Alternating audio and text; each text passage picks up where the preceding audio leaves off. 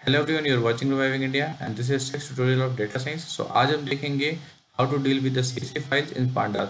सो उसके लिए हम जुपिटर नोटबुक ओपन करेंगे। सो आप जुपिटर नोटबुक ओपन करने के लिए आप कमांड प्रॉम्प्ट पे जुपिटर नोटबुक टाइप कर दें और जो भी बाय डिफॉल्ट ब्राउजर होगा यहाँ पर आपका जुपिटर नोटबुक ओपन हो जाएगा। उसके बाद यहाँ पे आप न्यू पे जाएं और पाइथन क्लिक करके ये आपका प्रॉम्प्ट ओपन हो जाएगा। तो सबसे पहले देखेंगे how to read CSV file in pandas.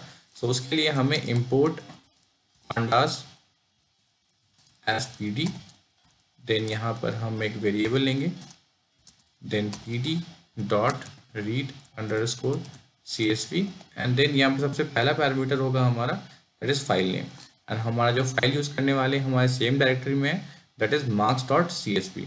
In case अगर आपका फाइल किसी और डायरेक्टरी में है तो आपको कंप्लीट पाथ देना होगा with file name. So marks dot csv और यहाँ पर हम df डॉट हेड करेंगे। सो इस तरीके से आप देख सकते हैं कि हमारा डेटा फ्रेम विजिबल है जहाँ पर 0 1 2 3 4 ये हमारा इंडेक्स है और application number, high school GPA, physics, chemistry, biology marks ये हमारा कॉलम नंबर है। सो इस तरीके से आप मार्क्स डॉट सीएसपी को हमने डेटा फ्रेम में इंक्लूड कर लिया है। तो इसके साथ साथ इसके अलावा बहुत सारे पैरामीटर है। अगर आपको सारे पैरामीटर देखने हैं तो यहाँ पे आप पांडास डॉक्यूमेंटेशन सीएसपी पे जा सकते हैं जिसपे आपको 25+ पैरामीटर अवेलेबल होंगे। सो आप देख सकते हैं कि ये हमारे पैरामीटर है। कुछ पैरामीटर जो कि नेसेसरी पैरामीटर्स है वो हमने ऑलरेडी अपने थ्योरेटिकल पार्ट में डिस्कस कर लिया जो कि अभी हम जुपिटर नोटबुक में करेंगे। सो इस तरीके से हमारा second parameter that is separator. तो जैसा कि हमें पता है कि हमारा जो सीएसवी फाइल होता है वो ऑलरेडी कॉमा सेपरेटेड फाइल होता है, तो इसलिए हमें सेकेंड पैरामीटर पास करने की जरूरत नहीं होती क्योंकि इसकी डिफॉल्ट वैल्यू हमेशा कॉमा होती है। लेट्स से अगर आपकी फाइल है, अगर @ सेपरेटेड है या बार सेपरेटेड है तो आपको इस तरीके से सेकेंड पैरामीटर सेप इज इक्वल टू इस तरीके से बार या @ प्रोवाइड करना होगा ताकि वो सेग्रीगेट हो जाए। उसके बाद हमारा थर्ड पैरामीटर है that is header.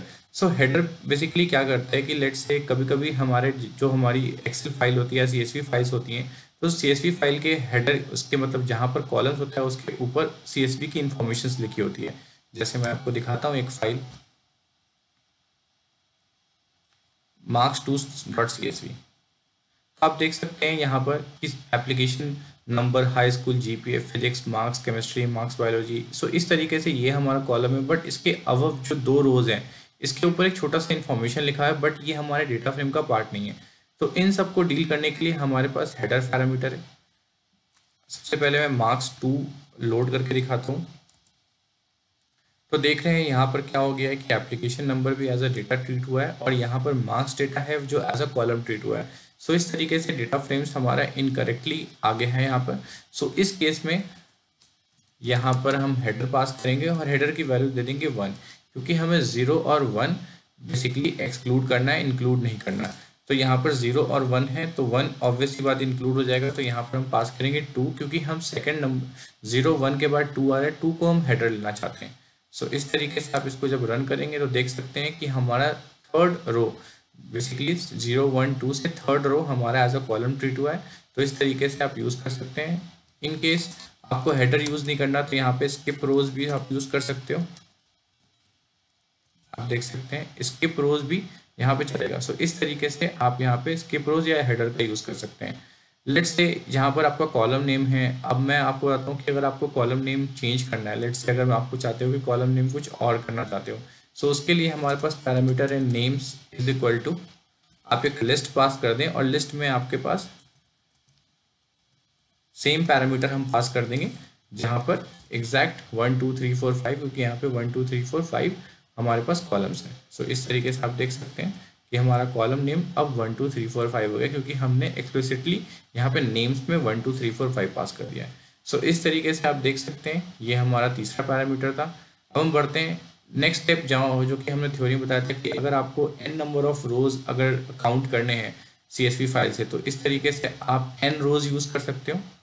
For example मैं इसको कॉपी कर लेता हूँ।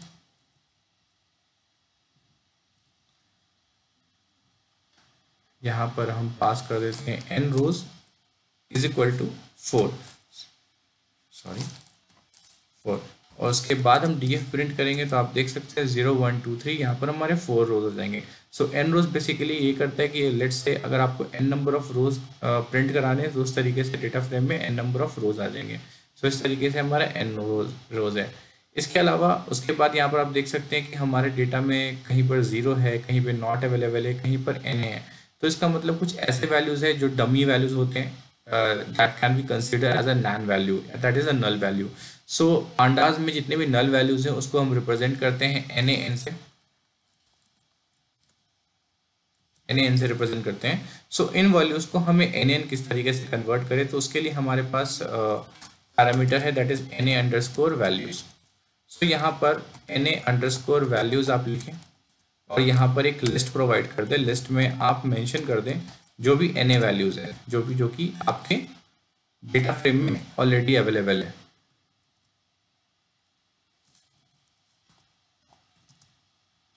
सो इस तरीके से हमने एक लिस्ट लिया जिसका लिस्ट का नाम है Na अंडरस्कोर वैल्यूज।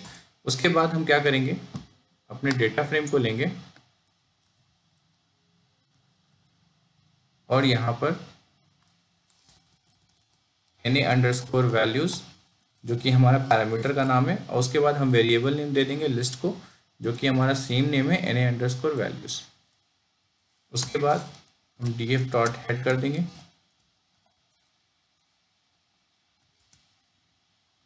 सो आप देख सकते हैं कि जहां जहां 0 था, नॉट अवेलेबल था, 0 था, Na था, वो सब हमारा नैन में कन्वर्ट हो गया। सो इस तरीके से अगर आप चाहेंगे तो आपका पूरा जितने भी नैन वैल्यूज हैं वो प्रॉपर्ली पूरे के पूरे डेटा फ्रेम में इम्प्लीमेंट हो जाएंगे। सो बेसिकली ये जो नैन वैल्यूज है ये पूरे के पूरे डेटा फ्रेम में एप्लीकेबल होता है। लेट्स से अगर आपको एक पर्टिकुलर कॉलम में वो इम्प्लीमेंट करना है तो उस केस में आप डिक्शनरी यूज कर सकते हैं। For example Na values is equal to, so dictionary में क्या करना होगा आपको, लेट्स से हम फिजिक्स मार्क्स में सिर्फ नल वैल्यूज को हटाना चाहते हैं तो हमारा की हो जाएगा फिजिक्स मार्क्स एंड हमारा उसके बाद कोलन, और यहाँ पर हम लिस्ट पास कर देंगे जो भी हमारे डमी वैल्यूज होंगे इस तरीके से। सो इस तरीके से हमने यहाँ पे पास कर दिया। लेट्स से अब हम अपने डेटा फ्रेम को कॉल करेंगे। मैं इसको यहाँ पर कॉपी कर लेता हूँ।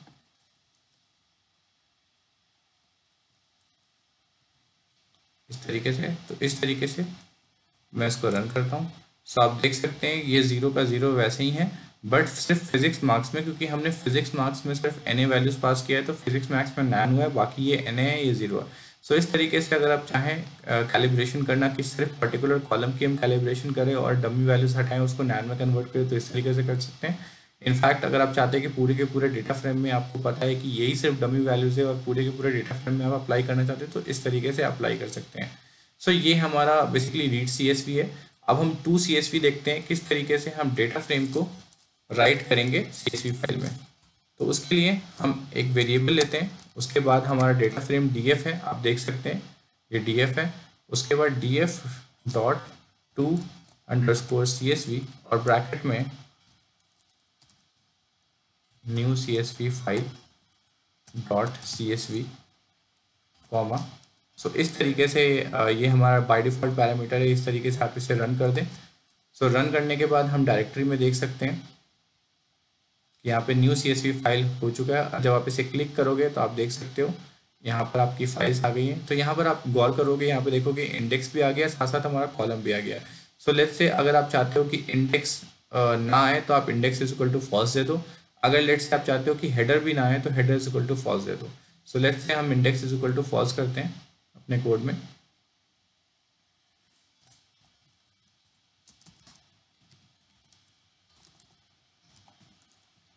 मैं इसको रन करता हूँ। अब मैं फिर से इसे देखता हूँ तो आप देख सकते हैं कि यहाँ पर हमारा इंडेक्स चला गया है। सो इस तरीके से आप 2 CSV परफॉर्म कर सकते हैं। सो इस तरीके से कोई भी CSV फाइल होता है तो उसे हम डेटा फ्रेम में रीड कर सकते हैं, साथ ही साथ हम डेटा फ्रेम को CSV में कन्वर्ट कर सकते हैं। सो अगर आपको कोई डाउट होता है प्लीज़ हमारे कमेंट सेक्शन में कमेंट करें। Please like and share the video and subscribe our channel. Thank you.